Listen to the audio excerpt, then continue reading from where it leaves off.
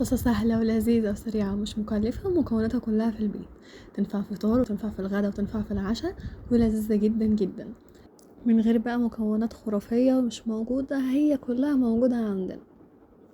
هنجيب طاسة نحطها على النار، تكون درجة الحرارة هادية، وبعد كده ننزل بالزيت،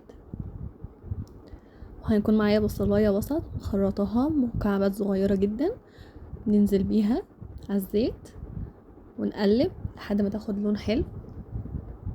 مش هنكتر يعني، مش هنحطها كتير على النار. مش قادرة اقولكم بجد هي قد ايه طعمها لذيذ، ما قعدتش، خلصت على طول.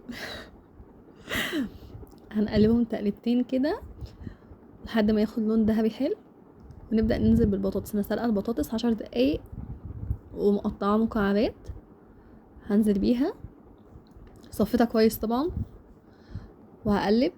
هنزل معلقة هريسة حارة ونص معلقة صلصة، ممكن تستغني عن الهريسة الحارة لو انت مش حباها حامية.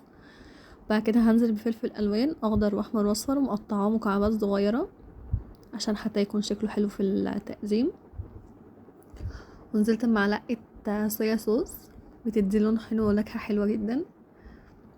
بعد كده هنزل بقى بالتوابل، ملح وفلفل اسود ورشة من السبع بهارات ورشة من البابريكا، حاجات بسيطة جدا يا دوبك تديها نكهة بس مش اكتر.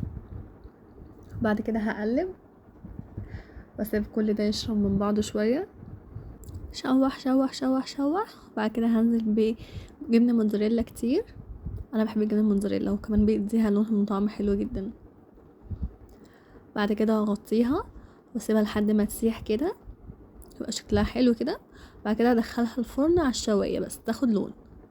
ده شكلها تحفه يا جماعه، تحفه تحفه بجد. جربوها، لذيذه جدا، هتنفع معاكم في الفطار وفي الغدا.